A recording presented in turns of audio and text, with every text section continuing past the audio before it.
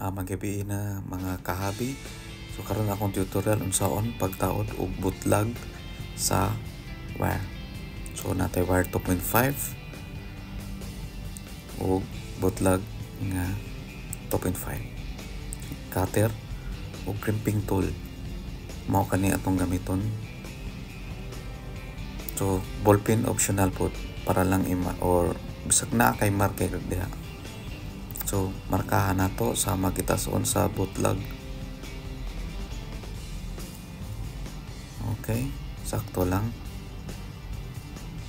para pag strip niya sakto ra pod strip ang panit sa wire ug dili mo labaw ang copper.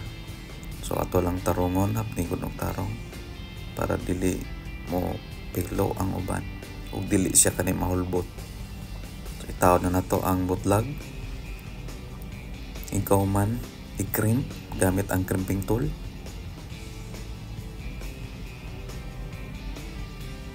So siguraduon na to nga na paimutang og tarong. Okay, so usban para mapiit jud maayo. Okay na. So hugot. So mo gyapon sa pikas pareho ra paagi. Okay, isukod ang butlag markingan. Kuman i-strip ang wire. Okay. Tarong itaod dayon ang butlag. Man i-crimp. Tarongon siya nga kuno na plaster bagyod di makita ang iyang copper. Tapos kaduhaon para mo huot jud. So mao na ni tong wire nga nanay butlag.